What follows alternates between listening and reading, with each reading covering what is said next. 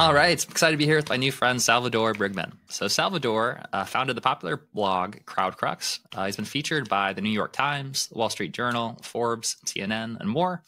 And he helps creators to raise money on crowdfunding platforms like Kickstarter and Indiegogo. He runs a company called launchandrelease.com, which focuses specifically on music crowdfunding. And for a lot of artists, I think one of the biggest challenges that we have is around monetization and funding and getting things kickstarted. So I'm really looking forward to connecting with him today and talking through some of the best practices that he finds that are working right now for musicians for helping to raise funds to create their music. So Salvador, thank you so much for taking the time to be here today. Michael, thank you so much for having me. Looking forward to sharing some great tips and advice with your listeners. And that was a great introduction. Thank you. So kick things off, for anyone that's watching or listening to this right now, and this is their first time connecting with you, could you share a little bit about your story and kind of how you got started creating launchandrelease.com? Yeah, sure. So I got started in the industry back in 2012 when I was living in Brooklyn, New York. And I just graduated from George Washington University, and I was doing a mini econ thesis comparing the different categories on Kickstarter, which is a website you can use to get funding for things like music, but also for tabletops, for inventions.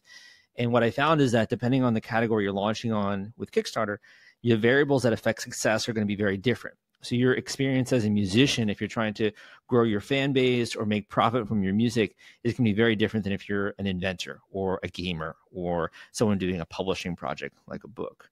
So I really got started with CrowdCrux, which is my blog. I also do a podcast.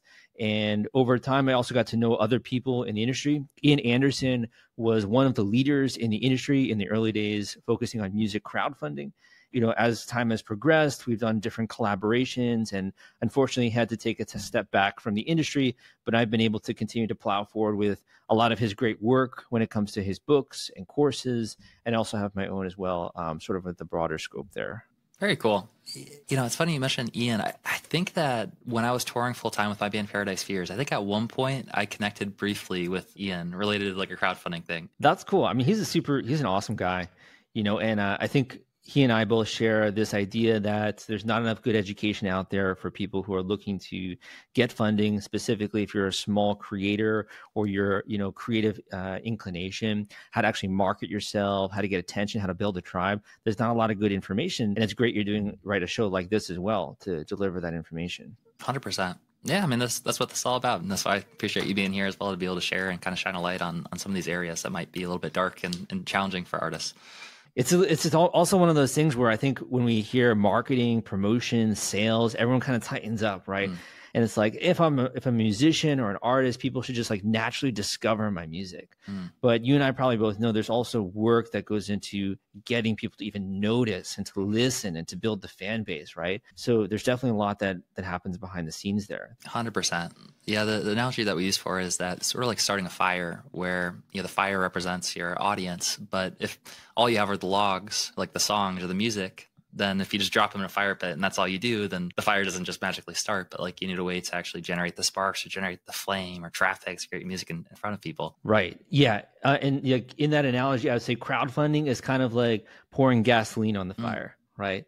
So if you think about it, you can get your music out there in many different ways. Crowdfunding is very unique in that you're centering all of that attention around a very specific project, which usually also has a fundraising goal.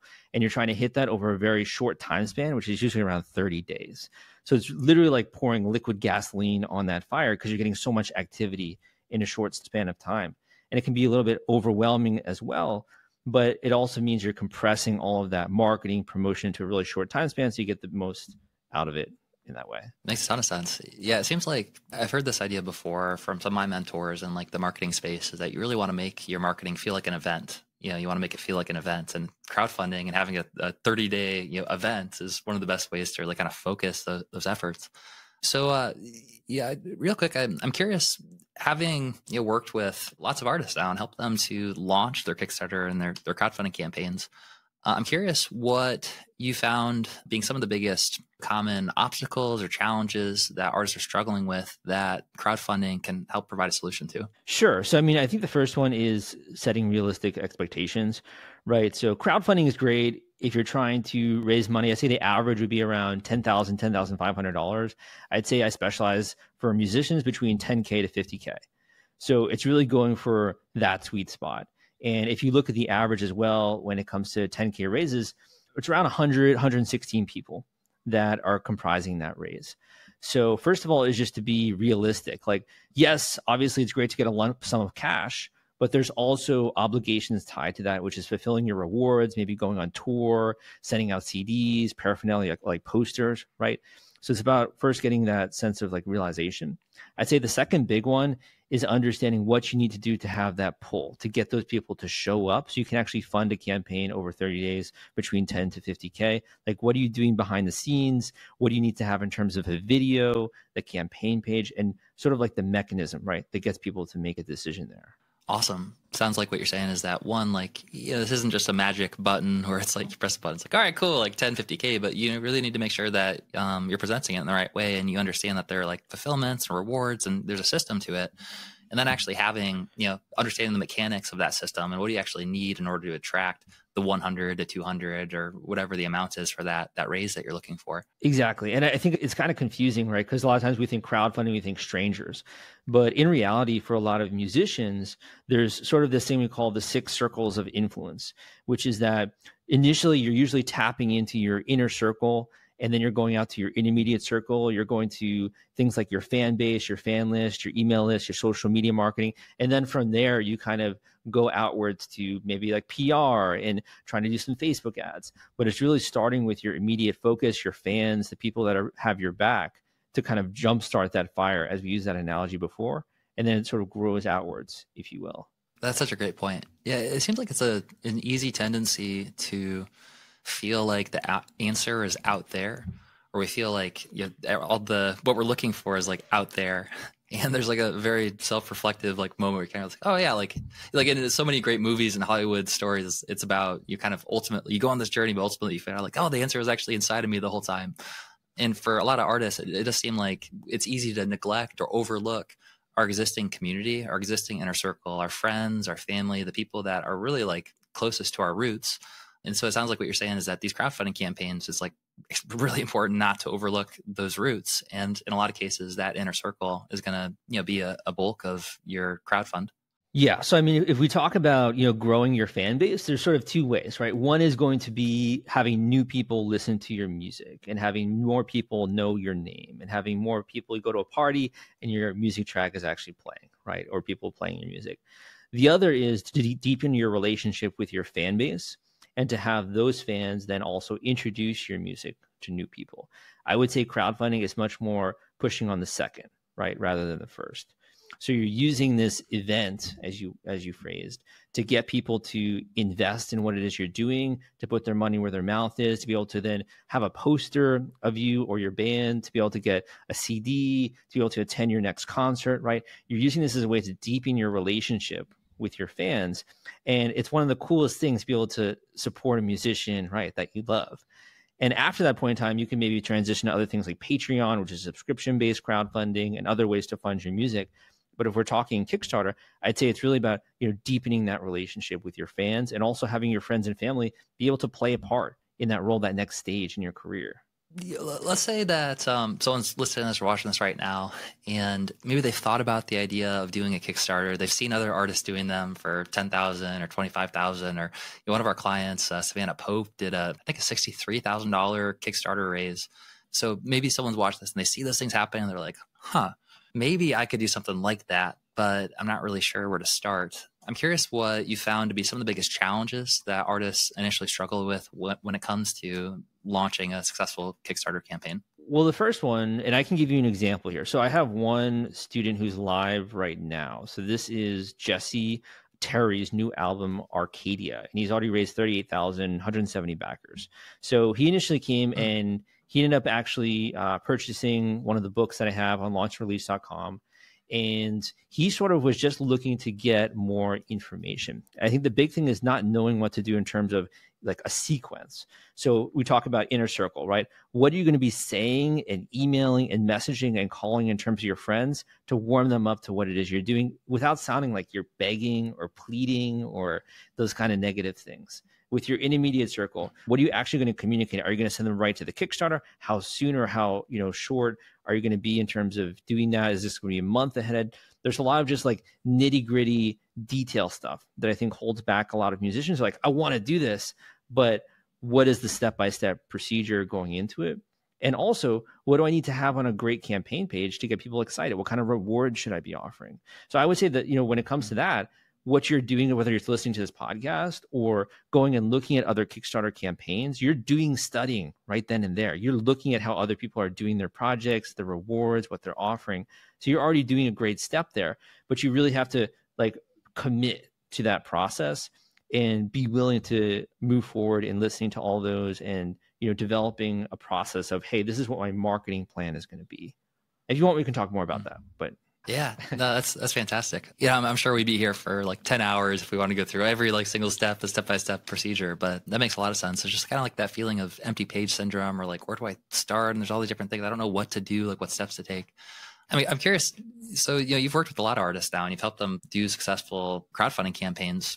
What are some of the biggest common mistakes or things that you see artists being when they do a Kickstarter campaign that maybe we can help them avoid? Yeah. So, the first biggest mistake I see is that a lot of people will discover me or discover information after they've gone live. So they didn't even think about, okay, now I've launched it. Now I have to market and promote it.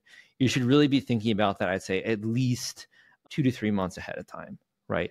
In order to make sure you have your ducks in a row. The second would be not having scripted communications. And I know it sounds really boring. I know it sounds very cookie cutter, right? And we love to create new stuff. But at the same time, if you're going to be communicating with hundreds or dozens or even thousands of people on your email list, you really need to think about having scripted communication. So you can easily just email to people that you can send out. So then people tend to get very frustrated. It goes I'm writing so many of these emails. I can't go through this. This is so overwhelming. This is a lot of process. So the more that you can streamline that process, that's another big one. The third one is with the video, I'd say. The video, people going too long, unfortunately. And I love to hear myself talk just like everyone else, right? But a lot of the times with the video, we really look at the KPI, which is, I'd say, between 3 to 4 minutes max would be a great Kickstarter video. If you're going longer, you got to be really good, right, at video production to maintain that attention. But the video is just meant as a teaser to whet people's appetite, to build comfort, to have them see your face, to be reminded of the songs that they love, to understand how this fits into your career, right? So failing to do that in the video and having a video that goes too long is another major pitfall. Another one I would say is the rewards. I have a lot of creators who come to me and they're like, Sal, you know what? I'm going to do all digital rewards. I'm going to make tons of profit as a musician, right, with this campaign. And it sounds great theoretically. And I agree from a business standpoint, it's great to have high profit margins. But if you really think about the experience for the fans and then being able to hold a CD in their hand or have a poster or having something that they can really just have a memorabilia item, that feels so much cooler, right? And people want to participate in projects like that. So I'd say that's another really big critical misstep.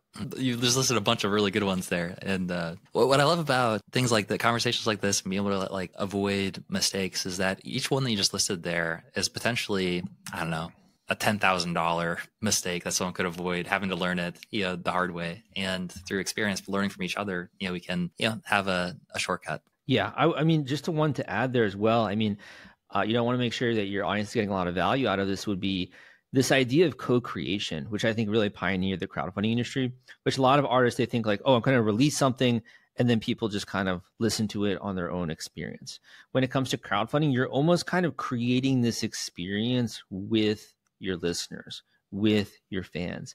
And one of the big mistakes is not to do any kind of updates or to not engage in the comment section because I'm too cool, right? They really want to have that a little bit of backstage access where they can just sample or get a comment reply or be able to read a personal update from you. That stuff is golden, and being able to deliver that experience for your fans, I think, is really game changing, right? And if you don't do that and you really shy away from the spotlight, unfortunately, you're going to be leaving a lot on the table. Makes a lot of sense. Yeah, so it sounds like co-creation and interacting with your community back and forth is a really important part of how you, maybe even how you create the rewards, how you do the launch. It's really a conversation. It's not necessarily just hey, I'm doing this thing, but it's really about kind of going back and forth and communicating with your fans. Exactly. If you'd like, I could also go more into the process leading up to the launch, or I'm not sure if you had another question on that.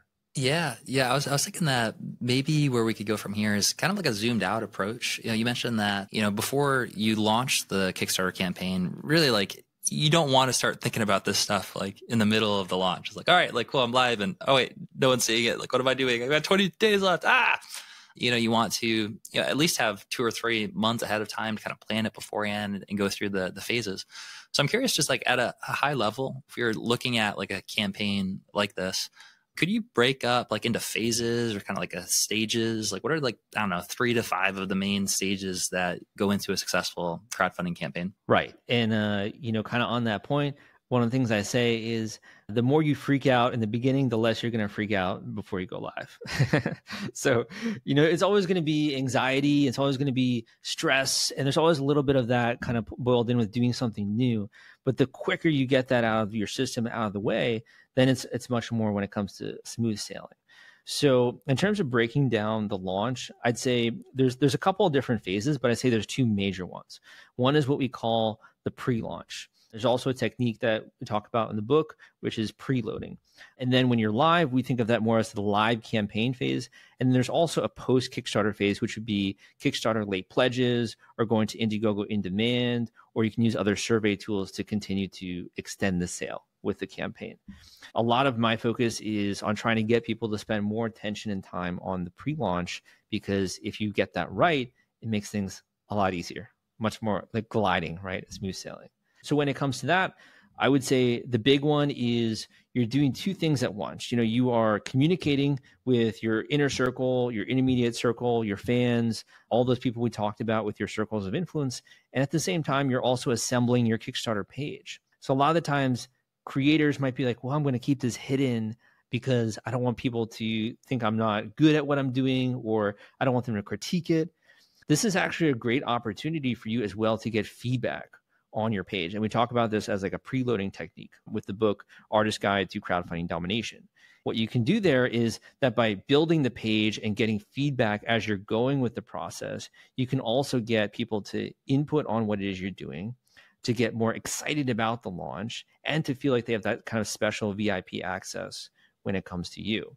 So there's a lot more we can talk about, but I do think those would be 2 of the major stages, would be pre-launch and live with the Kickstarter. Yeah, I love kind of zooming out and seeing those things broken up into different phases. And so it sounds like really like the kind of the main phases are those 2, but then you also mentioned there is kind of like that 3rd phase of like post-launch. So sort of like the pre-launch, the launch, and the post-launch. And you shared a little bit of an overview of like the pre-launch being about when you kind of interact with your community, you start getting things set up, you start getting feedback.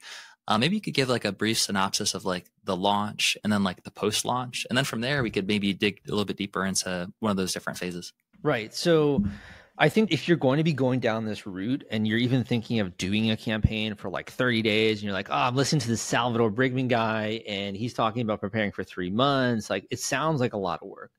And in my mind, I think the only way you can make the math work out is if you have a really long-term view here. So first of all, with the actual going live with the Kickstarter campaign, like I said, that's around 30 days in which you're live. And the first 3 days are extremely critical as the launch period. And the reason why is that research shows and stats show and my experience shows that if you can get enough people taking action and backing your campaign on the first day, number 1, you start to actually trend in the charts on Kickstarter. Number 2, other people see that are on the fence, and that's called social proof in marketing terms. And they then start to take action. They start to share it and get really excited. Number 3, it begins to build momentum, and people start to get excited in the comments. They start to engage more when it comes to your updates. So there's a lot more momentum that's built if you can get people to take action within the first couple of days. Then you get more into what I call the Kickstarter slump of death period, which is where it's a little bit more challenging to maintain momentum. This is where things like media attention, media buying, using things like Facebook and Instagram ads, working with an influencer, using other tools out there to do a referral program are great to maintain momentum in the middle period. Towards the end, a lot of creators experience an uptick because there's this urgency where the clock is like ticking down. It's like there's a couple days left to go, 1 day left to go, right? And you're never going to be able to, number 1, get these perks and rewards your musician is promising, but also be a part of the community, right? Be a part of that VIP tribe. So you tend to see an uptick as well after the campaign.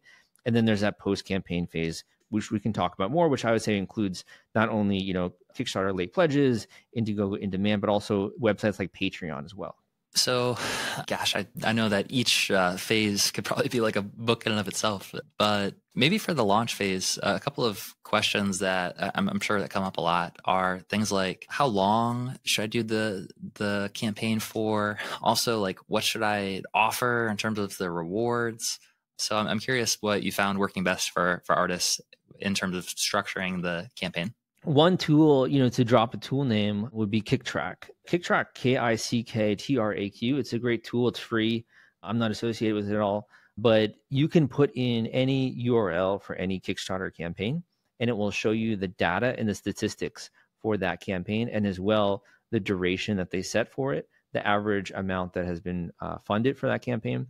And if you do an analysis for music campaigns specifically, the average amount is usually around $50 for the pledge. And then you tend to see around, I'd say, 75 to around 175 as them being like people that are more in like the upper tier. So first of all, if you're going to be thinking about rewards, you want to first think about, okay, the average person is probably going to be supporting at around the $50 tier, right? So maybe the $25 tier or a lower tier, it's like something that's nice to have. It could be, a digital download, or it could be something small, right? But really you're trying to push people. I know this is like one of those marketing practices that people don't always like, but you're trying to push people to the tier you really want them to back at. So you should, value load that middle tier of $50 and have the best possible things, whether that's the poster or like a signed copy of the CD or, whatever it is that you want to give in that middle tier, because then more people are going to be like, if I'm going to be backing this guy, right, might as well go for that tier. So I would say that that's definitely one thing when it comes to the rewards. And I think the other question you asked me was on duration, right? So for duration, the shortest campaigns I've ever seen be successful around 7 days, but I wouldn't recommend it for a beginning musician. It's a lot of work and it's super stressful, and you really have to have your ducks in a row. 30 days is great. It's an average, it's a median when it comes to Kickstarter, because, number one, that's enough time for you to have a great, strong start, for you to have that ending fear of missing out, and also a little bit of middle to maybe do some like PR, media, and Facebook ads, etc. If you go longer than 30 days, the problem is usually maintaining momentum. And if you have a budget when it comes to Facebook ads, or if you're working with another influencer, you have a really strong marketing plan, it can work out. But what I typically see works better is sticking it to 30 days and then go into either Kickstarter late pledges or in demand for maybe another 2 weeks. And be like, hey, we're extending the sale for anyone who last minute wasn't able to get this. We decided to extend the sale for another 2 weeks. You can get on in there. You can get your reward. Again, this is never happening again for this album. Go and check it out. Good stuff. So it sounds like, it's possible to do a longer one if you have a lot of things lined up already with marketing. But in general, it's, there's a lot of dead space to fill. And so like 30 days is kind of a sweet spot. And what you mentioned around value stacking around like a $50 price point, so that's like a sweet spot where a lot of people will go up to it if it's a good bundle. Makes a lot of sense. I'm curious. Sometimes I see artists doing like kind of high ticket tiers or things for like $1,000 or $2,000, $5,000. I'm curious if you've seen that working well, and if so, what kinds of things in particular someone might offer for like a one-of-a-kind kind of thing? Yeah, so that's a great question. It kind of brings to mind this one podcast episode I did with these musicians who did like a cave concert, which is like so freaking cool. So, I mean, you can do higher end rewards for sure, but what you should know is that similar to if you had like a record label, you need to do a little bit of sales to make those convert. So by that, I mean, you maybe need to have a conversation, or, hey, if you were thinking of backing at one of these bigger tiers, shoot me an email. We can have a quick conversation if you have any questions. So the higher up the reward tier goes, first of all, like if you're going to $1,000 or whatever, you need to definitely have more high level, high fidelity communication, AKA phone call, right? Number two, in terms of what would work, well, I definitely leave more of the creative ideation to the creators. But what I've seen in the past, aside from having like, a cool concert like that, it's usually access in some way. So that could be like a special dinner. That could be something where they're meeting like the entire band. That could be where it could be education related, where maybe a beginning musician can get some thoughts on their music tracks. It's usually access in some form, but I'm sure, there's so many other creative ideas that musicians have had in the past. Yeah, so it sounds like some of those things can work, but it's worth noting that in order to sell something for $1,000, $5,000, $10,000, it also might require a little bit more of a connection point where you're actually like having a call or a Zoom call with a fan. But generally, it's around like a point of access, and there's creative ways that you can essentially have that access. There are ways as well to scale that. I mean, you could do like a live stream, for example, and you can invite some of your like hardcore fans and say, hey, I'm going to be on the live stream for 10 minutes before we go live publicly. For the hardcore fans, hey, show up 10 minutes early. So you can, give some special feel like that, or you can create a specific video that you send out to your wait list that expands more on that, being like, hey, if you were thinking of one of these bigger tiers, I made this video, go and check that out. So it doesn't necessarily have to be, communication, but it would help your cause a lot if you could get on the phone call.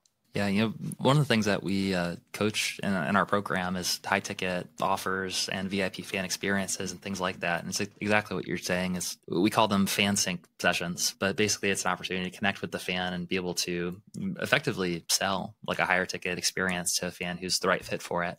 There's an application process for it, but it's cool seeing some of these overlapping ideas with like a crowdfunding or Kickstarter campaign. Yeah, I mean, I definitely think there's a little bit of overlap.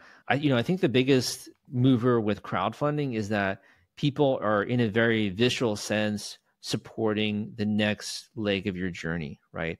And they're kind of taking that journey with you. And maybe that album's not going to happen without them, right? So it's really a very unique experience. And it's not something you're launching a crowdfunding campaign like every month, right? If you're doing something like that, maybe you're more interested in like Patreon or how to, make more profit with, selling and streaming and learning how to, have different channels. But crowdfunding is really about like making a special experience, deepening the relationship with your tribe, building your tribe a bit as well, getting more brand exposure, getting that lump sum so you can then go out there and you can produce whatever it is that you're looking to come out there. But yeah, I do think there's a lot of overlap as well. It's powerful. Like having a reason why. Yeah, I've heard it described before, and like marketing is. And there's a book, I'm not sure if you heard this book, Influence by Robert Cialdini. Yes, I have heard of that. Yeah. There's a story that I think is fascinating, and it's totally relevant to the conversation we're having now around having a reason why. And basically in the book, he studies mental triggers and sort of influence and what is it in terms of persuasion that persuades humans, both for positive and for negative. And, one of the triggers he talks about is social proof, like you described with the social proof of the first 3 days, having a big impact. But one of them was what he called the reason why. And what they found was as long as you have a reason why, even if it's not really that good of a reason, then it significantly increases the odds that someone is going to, quote unquote, comply with a request. So the example that they gave was someone cutting in line for creating a copy at a scanner. And basically, if they didn't have a reason why, if they just said, hey, like if they just tried to cut, then like 20% of the time they'd actually be able to cut without getting forced to go back to the line. But if they gave them a reason why, and they said like, I need to pick up my daughter from gymnastics class, then compliance went up to like 95%.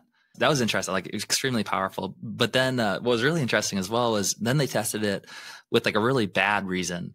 So not even a good reason, but they said like something like, can I cut in line because, I really need to get some copies made. And compliance was still like 80% versus like 25%.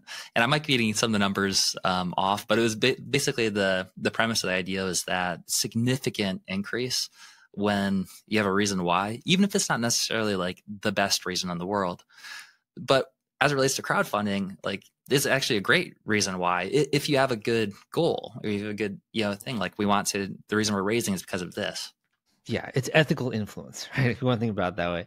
The other way I would say is like, if you ever saw like, I don't know, a drop for a new product, like you ever seen a new shoe that's been released and people are literally like waiting outside the block, right? Or a new iPhone like back in the day, and people are just like waiting in line for that to happen. And you think about it, like, I'm like, you know what? Like my old iPhone works just as good. I have enough pairs of shoes. But like, as you said, the reason why is that something new is coming out, right? And it's this whole event that's happening. It's like all these other people are excited. So my reason why for standing in line for so long and then going out there and grabbing this and ordering it very quickly is because it feels like a great event, right? This is happening. This is a big thing. Super smart. Yeah, make it. I think events based is like one of the mental triggers, is like making something into an event with a start and a finish. And a really important one, I think, is scarcity, and the idea that there's a limited amount of something. And when you talk about like drops or like shoes, my wife is a fan of Posh Peanut, which is like a baby clothing brand, and they do drops for skins, or obviously have different like designs on these baby clothes, and their community just goes wild, and they resell these, prints for more than they purchased them for. And it seems like a lot of it's really driven by this events-based drops and scarcity, and there's a limited amount, so they get them now, they can resell it for later. I mean, yeah, talking to that point, one of the things in Kickstarter terminology that's always been a hallmark is this idea of limited quantity rewards, early bird rewards, and you can even have duration-based rewards. So, for example, for a person listening, if you're like, I want to give a special experience to fans who show up, and maybe at like the $75 pledge, give them access to all these great, incredible goodies, but I don't want to have like hundreds of people backing this, maybe only like a small number, like 20. You could limit that reward quantity. So people come there, they see there's only 20 of these, maybe already 5 of them have been taken. There's that like fear of missing out, that limited quantity metric, right, that you were referencing there. So I think that's also why Kickstarter has been around for so long. Is just it bakes in a lot of those marketing principles. That's powerful. Maybe one thing that'd be worth addressing, because for good reason. I think a lot of artists, especially, are very sensitive to the idea of like being and persuasion, and it can be challenging sometimes. Like, we don't want to feel like we're manipulating people, or we want to make sure that we are doing things the right way. And so I'm curious to hear your mindset in terms of how do you view the difference between, like, I don't know, manipulation and persuasion, and how can artists use these marketing principles in a way that really is a positive, a way to provide service, as opposed to feeling icky about it? Well, I would say 2 things as well to focus on, which is, you look at some of the top artists, like, I don't know too much, honestly, about Taylor Swift, but one thing I did read is that she's always in the charts for like these different variations of songs that she's producing, right? Which is a super smart marketing idea. And you hear as well about other musicians on the come up, I think like 50 Cent, and he would like pass out albums, right? And really try to get this almost like beefing kind of personality in the media to draw attention to his music, right? So other artists are doing it already. It's a decision of whether or not to participate in that culture and to have more downloads. But the other thing, so persuasion, right, versus manipulation. If you have a song, or you're singing from a certain perspective, you want to have your voice heard because you think it's going to impact other people for the positive. Maybe you had a life experience and you're passing on that emotion to connect with other people. I've had people who, like, when you listen to a song, maybe you're in a really dark place, and just hearing that song lightens your mood and lightens your day. If anything, you have an ethical duty to get the word out about a great creation like that, in my opinion. So I really think if you're creating something great that's improving people's lives, that's helping them, you're competing against other people out there that are putting out really, not so great music, or that's auto-tuned, or even just other messages like McDonald's and like major, corporations. So you got to be willing to toot your own horn. You got to be willing to market it. And I think it's ethical if you're doing it because you're trying to improve people's lives, and you have created and you've worked hard on something that you've put a lot of effort into designing the music for, and it's original, right? Original art is so rare, especially with AI nowadays. People want to hear from you, and I don't think you can shy away from the spotlight just because you're afraid maybe of offending 1 or 2 people. That's like, this guy, right, peddling his CD, maybe it's not for them. That's okay. Doesn't mean that they're never going to be your friend again or something like that, right? It just means that you're just showing up. Other people have, they graduate from law school and they're talking about that. Other people have new businesses that they're launching and they're talking about that. Other people have major events in their life and they're broadcasting that. Why can't you focus on something that's important to you and market that? That to me is definitely ethical. Oh, man, that's powerful stuff. Yeah, getting in touch with the fact that if you are creating something that can help someone else, then not speaking up about it, not using these these strategies to get the word out is literally a disservice to other people. Like it's not just about you. It's like you're being selfish by not promoting yourself, by not marketing. Really powerful message. It feels like learning how persuasion works, learning how motivation works is so powerful as like a general life skill as well. Just even like getting yourself to act or to behave, to do things.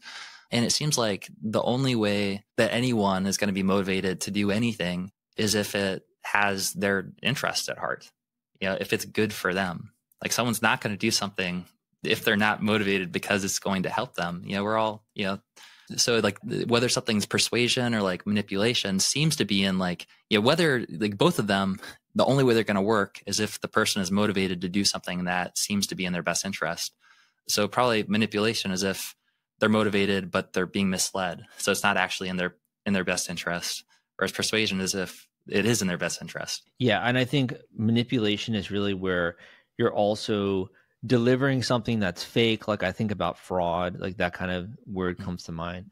And I think manipulation is you don't have their best interest at heart, like you said. And here's the thing, like if you're going to be a successful musician, you are going to have someone on your team who is doing that. So maybe because you're getting started right now, you have to be the one to toot your own horn, to launch the Kickstarter campaign, to do the crowdfunding, to research, to educate yourself. Maybe you're the one who has to do that now. If you as you grow as a musician, you're going to have someone on your team who's doing your marketing.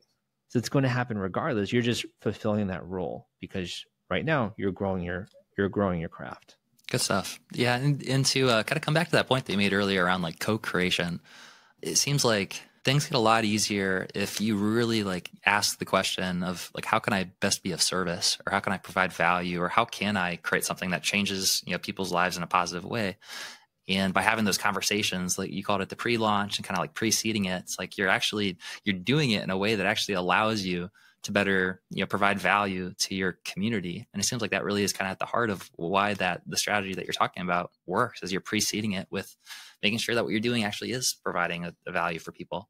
Yeah. And I think as well, if you're even including other like perks or rewards, let's just say in your offering, like let's just say you're going on tour, you then get to see those people in person. And like they're a Kickstarter person. How cool is that? You guys can like bump hands and be like, we actually made this happen together. That is such a cool experience. And it really takes away from just like everything being digital nowadays, digital community. You can look in these people's eyes and you can see how your music has impacted them. And you can form that like real bond between the creator and the fan. So good.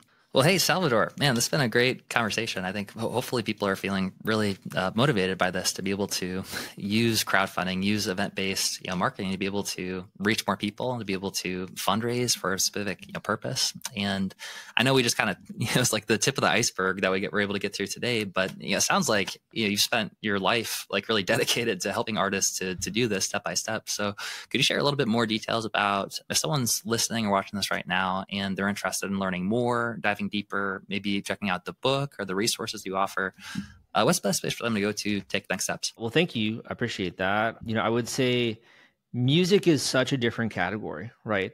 Which is why I think you really have to focus on advice that's tailored for music. I cover a lot of other, topics as well. So if you're really looking to do a music campaign to deepen the relationship with your fans, to make more profit from your music, to make this, get serious about this. And it could be the first time in your life. First of all, if you're kind of at that point where I just want information, I got a great free course out there at crowdcrux.com/music. And when you go there, you just enter your name and email, and you can start getting some lessons on how to do a music crowdfunding campaign. Also, what are some of the secrets when it comes to what other people are doing behind the scenes that you might not be aware of. I elaborate more on sort of like the step-by-step going into the pre-launch and launch as well. So that's crowdcrux.com/music. And if you're at that point where you're like, Sal, I don't want to go and watch more videos and Google around, and I just want to get access to like what I got to do exactly, I definitely would say the best source is launchandrelease.com. So you can go there, you can learn more about the artist guide to crowdfunding domination, and also you can see a lot of the testimonials of people who have sampled that and have enjoyed it. And that's really where you can go at launchandrelease.com. You can learn more about this book, which has a lot of those techniques that we've been talking about. But I totally appreciate, Michael, what you're doing here for musicians. And I think it's really needed in the industry.